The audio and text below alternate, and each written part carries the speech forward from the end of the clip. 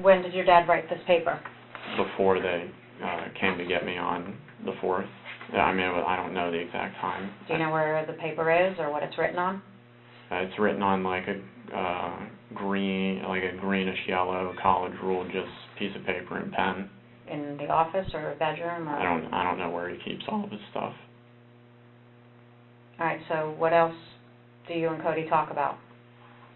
So then after talking about that, he says that he'll take care of it, and then him and my dad, they're the ones that always yell and raise their voices and everything like that. So did your dad eventually enter the kitchen, or did Cody go to your dad in the office?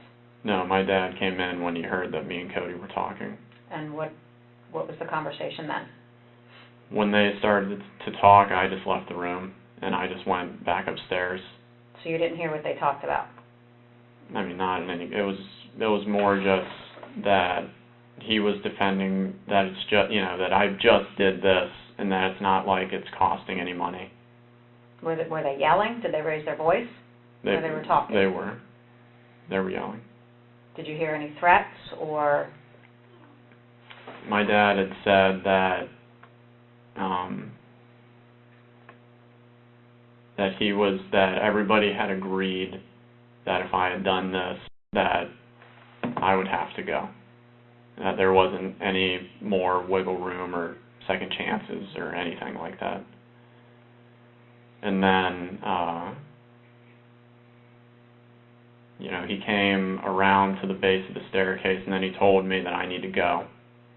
Your father did? Yeah. And then I told him that I was just trying to pick up the last few things that I needed to. There was like a bag of my, like a trash bag of like my clothes that I had still not unpacked from when I got back from Cornerstone, that I just, you know, had to gather and put into my car, you know, all that just random stuff. And then I don't know what time I actually left, but I think it was closer to like midnight or something. And when you left, where was your mother? When I left, my mom was still just in her office. And where was your dad? Dad and Cody were just yelling inside the kitchen. So when you left, you heard them yelling? Not really yelling anymore, but they were. It was basically just the same exact conversation that had been going on, where there was nothing left, and then Dad looked through some of my things to make sure that I wasn't taking anything that wasn't mine. I think the only thing that he had a problem with was that I had taken like some of my paperwork bills from like the Chapman Law Group, but then since I wasn't the one paying for it, that they would need those, but then I still just ended up keeping it because I figured nothing else was going to like be covered for me or anything. So then after I left, I took the Fort Christmas Road that connected up with 50, and then I was just at the Publix for the rest of the time. The same Publix we talked about earlier on 419. So from about midnight till 7 a.m., like you said, you were at Publix. And then is everything else the truth as far as the job interview and so on and so forth? All the rest of the times were accurate, and when I looked at the site, I only saw a small blurb. So when did you learn that your family was dead? I had been worried since last night when I was just in the hotel, but I knew when you guys told me. I mean, like, I knew when you guys had told me. You already knew, though. But I had... You already said, you knew. At any point, did you feel like you needed to reach out to Cody and see if he was okay, or...? I just didn't want to call anywhere. I just didn't want to know. But you couldn't call? Well, I mean, you had brought up the hotel room was there. Phone, but I just phone works there. I didn't even think of to use that.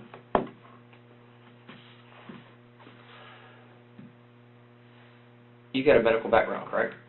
Yes. You ever been to an autopsy? No. Okay. An autopsy tells us a lot of things. cause of death, a lot of times how close somebody was to something. Again, remember what I told you earlier? She didn't fire a gun, he didn't fire a gun, he didn't fire a gun. So they didn't get into a shooting amongst themselves inside the house. Angles tell us a lot of things. Dad was over here when he got shot. The bullet's in the cabinet and in the wall. We know that. That's one of those facts we just can't dispute. I see where shell casings are over here. See where shell casings are in here. See where shell casings are there. Cody was shot the minute he walked in the door, when he first got home.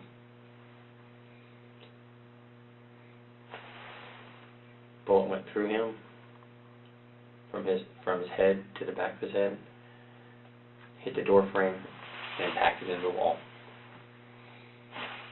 He never fired. He never fired. She never fired.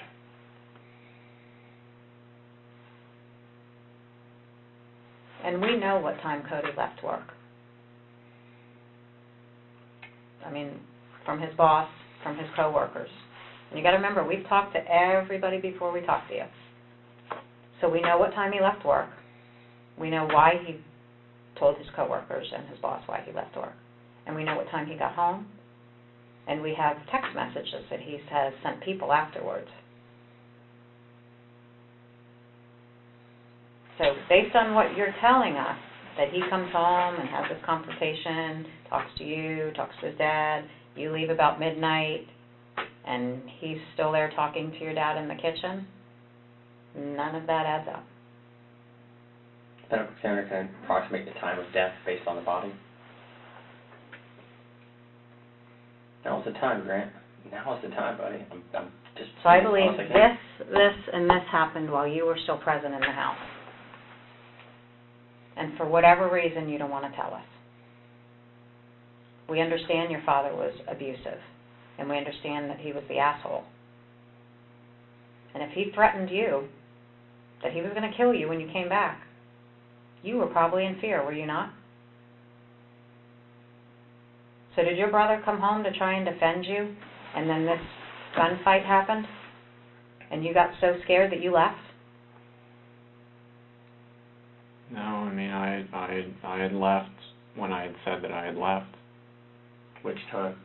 Around 9 or midnight? No, around the midnight time.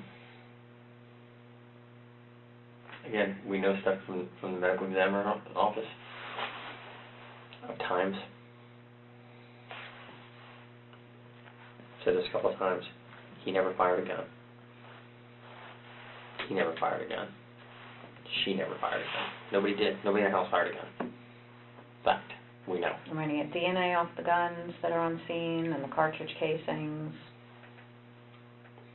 And all Any that. reason to believe that your fingerprints or your DNA will be on any of those weapons or the cartridge cases that are on the scene?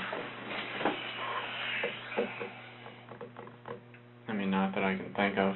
I mean, I know that me and Cody had, you know, like, I mean, we had used each other's guns before in the past, like when we go to the range, but... But you said you had no access to these guns now. Right. I mean, but yeah, I mean, that was a long time ago. So, I mean, there's... So the gun that's still on scene and the gun on your father's waistband, is your DNA or fingerprints going to be on it? Not that I can think of. Let me throw something at you. We pulled financial records from your dad, you, Cody, and your mom. Remember that payment you made? Which one? The payment on that bill you had? The $599.99. I saw that one. Well, guess what got paid right about the same time? What? $33,000 of debt was paid off of his credit card. Same time. Within a very short time of each other. Those things go together. Records show what was happening. Wait, what happened? $33,000 on, I think your dad, it was a USAA credit card. He had $33,000 was paid to pay off that credit card. I just don't know where else to go to get you to come around, because it does not make any logistical sense of what you're telling us. It doesn't. If these two got in a shooting, we would know. We would know they shot each other. We'd know that. But why Mom?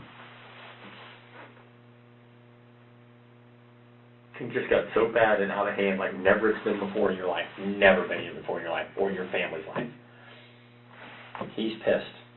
His future, his retirement, his plans are being upset by you because of the financial cost. I would almost bet this is just a horrible, bad incident that on any other day wouldn't happen. But you and me both know, as does she, what happened that night.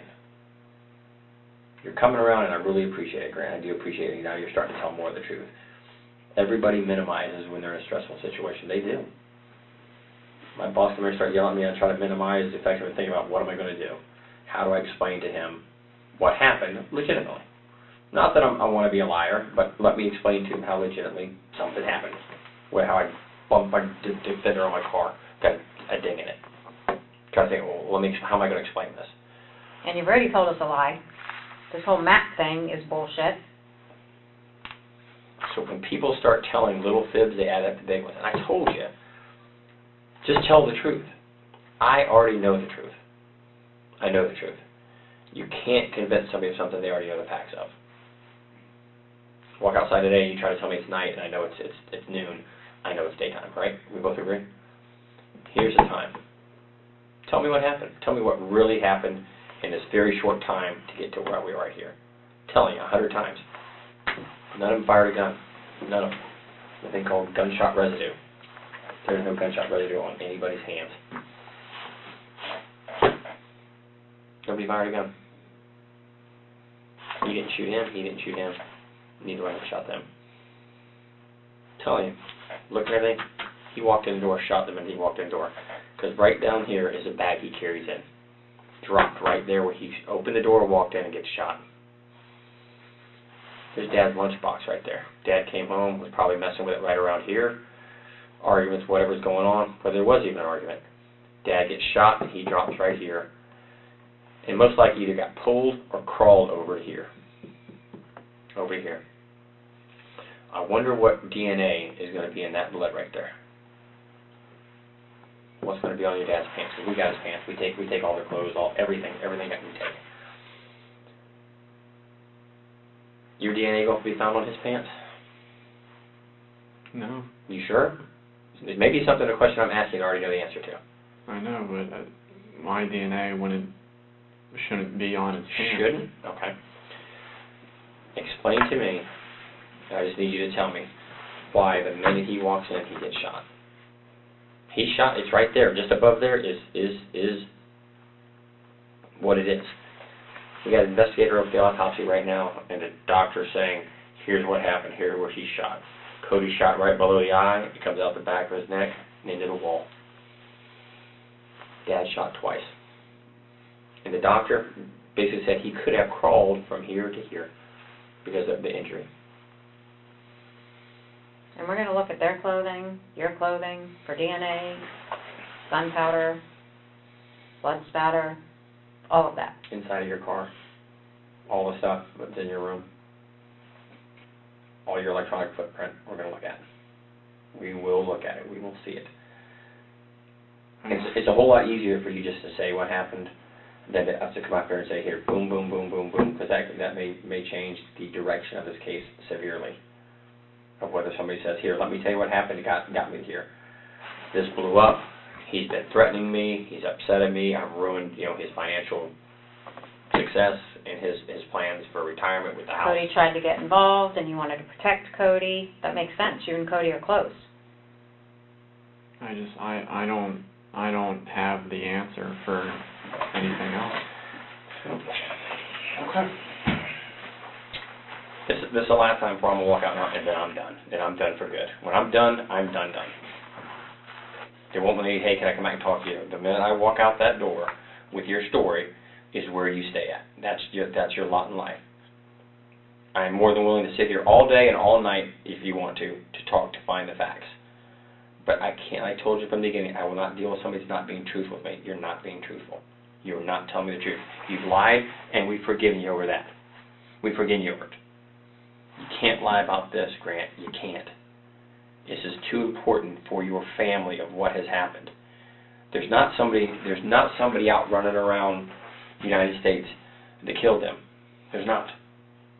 There's nobody out there, some hidden killer. There's not. You don't show the remorse that you should for someone who's lost 3 family members. Body language, eyes, and demeanor. Here's the time, man. I know it's tough. Tell the truth, because when I walk out, there is no another day. And it's going to look worse for you when we prove it by the DNA, the gunpowder, the blood spatter, fingerprints. Now is the time for you to be honest with us and is exactly what happened in that house before you left. We'll be there for weeks gathering evidence. We are going to build the case because we're going to disprove the fact that nobody else came in this house. We already know that answer. But at some point, we will build a case to the conclusion that nobody else went in.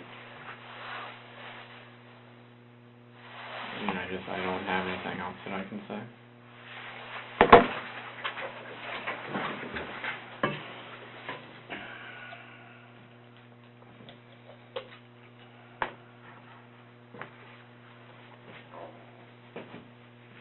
My brother even said the same thing of like, when all this financial stuff was happening, like why I couldn't show like sadness towards it. And I just don't know. I mean,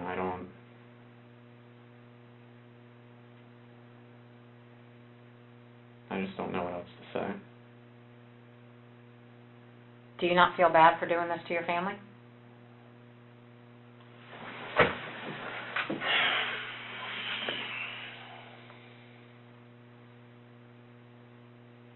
I don't know. You don't know what? You don't know if you feel bad for doing this to your family? I mean, I've been getting blamed for the last half a year for everything, and I've been trying to move forward into a positive direction.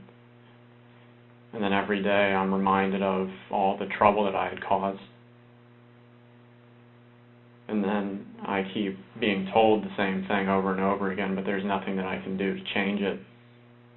Do you regret doing this to each one of your family members? I didn't do that to each one of them.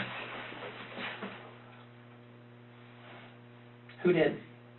Who has such an axe to grind with your family that they shot him twice in the head, him in the head, and her? Who has it? Here, you sit in my seat for a minute. Sit in my seat. Get out of it. Here, sit right here. Come here. Sit right here. Get out of that seat. Sit right there for me. Sit on it. Look at it. Look at it from our side. Look at it from our side. Think of it from the way we look at it. Independent. What are we here for? One thing. The blindfolded ladies with justice. Justice is all we're here for. Justice. Look at it. Who has a motive? Who has a motive to hurt your family? You could say Jason, but we already know what Jason was. I can account for every bit of Jason's activity. Every bit of it. Jason gave a statement. What's the first thing we looked at? Is Jason telling the truth? Can we verify what he told us? And in quick succession, we did. He said I was XXXXS, and yep, he sure was. And we know exactly when Cody left work. And know when Cody got home. And know when Cody stopped answering his phone. And know when bills were paid. And knows when vehicles left. And know when phones tagged hotspots. Know it all. Know every bit of it. Now it's time for you to admit to what you know. Because you're saying, I didn't do something, I don't know something. It's an easy thing to say to yourself, but you can't say it to us. Because facts and evidence don't lie. I've done everything I can do to get to the bottom and the truth. And we're not getting there. But I promise you down at some point, the facts will get there. And then you're going to ask, hey, can I talk to you and tell you what happened? And the answer is no. After we walk out of the room, like I said, it's done. There is not a second chance. There's one time to make a first impression. You heard that one before? This is it. I believe you're not a bad guy. I do. I believe you want to tell us what happened. And there's a reason this got so bad. There's a reason. That's all I'll say.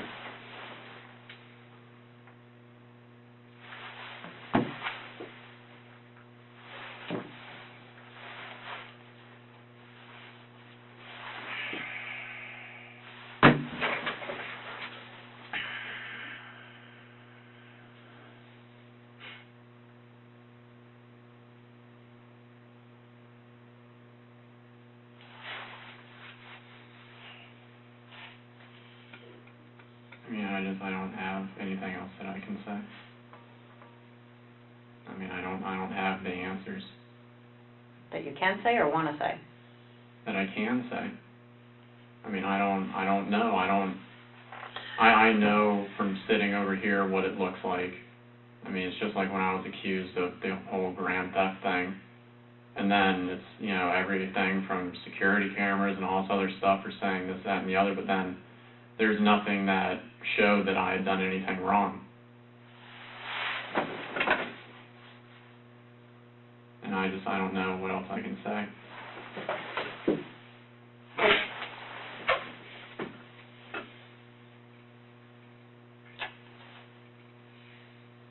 So what they accused you of, you didn't do? The grand theft thing? Mm-hmm. Right.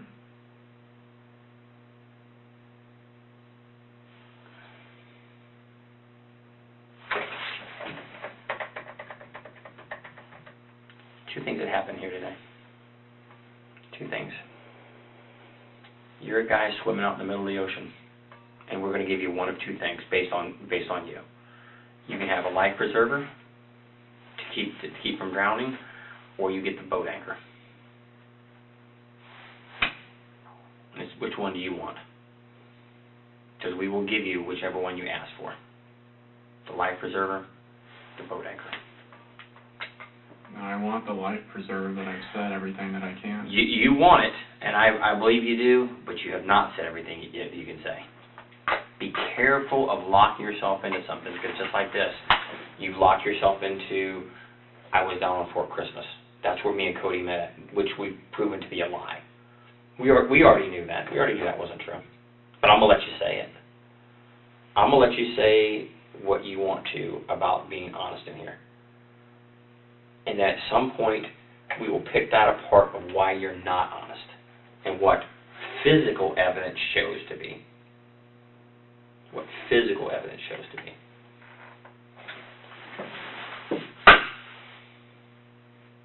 If you want to be honest, this is it. This is the time right now to be honest.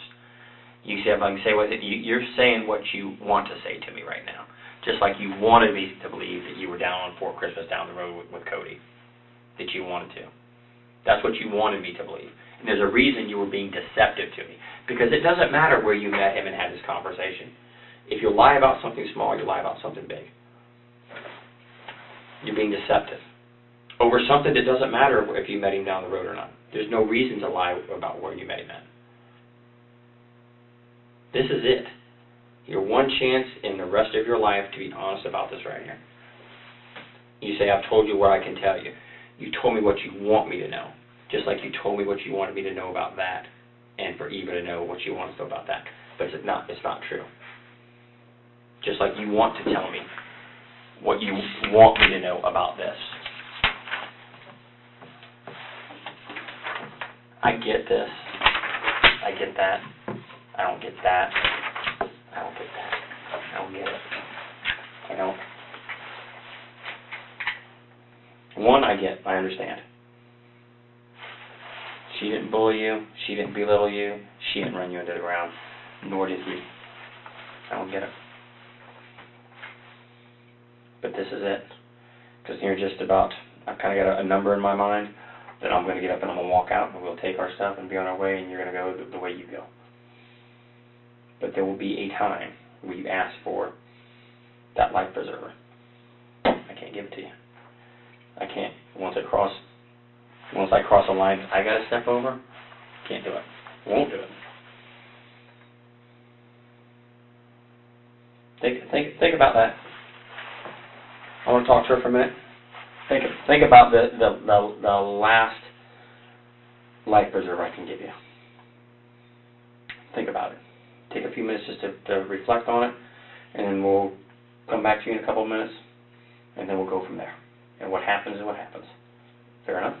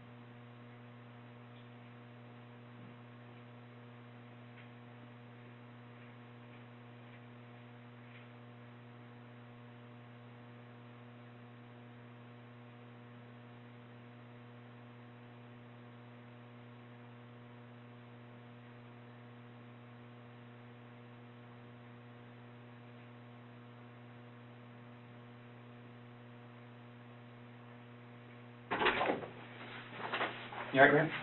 Okay. Need some food, some water? You good to stay for a while longer? You okay? I mean, I just don't have anything more that I can say. I don't know what the next... I'm not keeping you. If you want to stay, well, I'll talk to you till whatever, till you're happy with everything and you're okay. You're not detained. You're not being kept here. You're here willingly. Remember we talked about that? Yeah. You're still, look at me. You're still here voluntarily. I'm not detaining you. I'm not keeping you here. Like I said, if you want to walk out and take a break, catch your breath, get something to eat. If you want something to eat, I've been here for a while. If you want something to eat, I'd be more than happy to get you some food, whatever you want. We'll send somebody to go get it, or whatever you want to do. It's totally up to you. Like I said, you're voluntarily here. I mean, I don't know what the... I will stay here and talk to you until you get everything off your chest as long as you want to, but you're here on your own accord. We talked about that at the beginning, remember? You're here because you want to be here.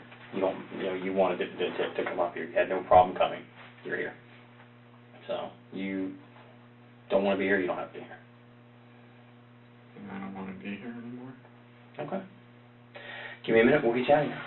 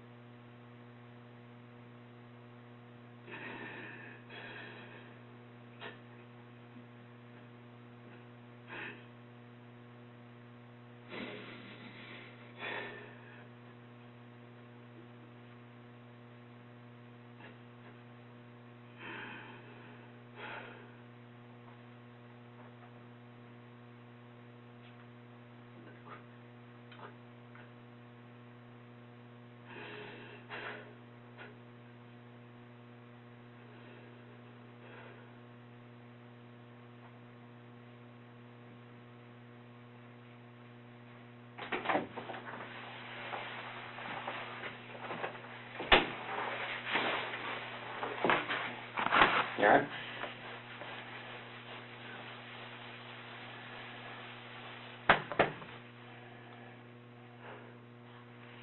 You have somewhere you want to go? You too, we can put you up in a room for the night. I know things are tough for you. I was just going to go back to the hotel. I don't think you're going to be able to get back into that room. But if you want, we can put you up somewhere for the night. I mean, yeah. Where you want to go? You got somewhere you want to go? I don't know where I can go. Got a certain area you want to go to? A friend? So we don't mind putting you up in a hotel for the night.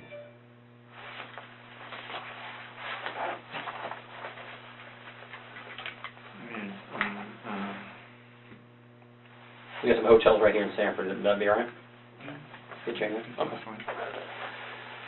What we'll do is we'll get you up somewhere. I'll give you my card, my phone number. If you want to talk to me, you're more than welcome to call me. And we'll move forward from there. Fair enough? Any questions of me before I go? Or before we walk out? I'd be happy to answer any questions you may have. Like, what am I, allowed to do? Live your life. And what, I mean, 'cause it's like I have my, my wallet and all that stuff is back at the hotel room, and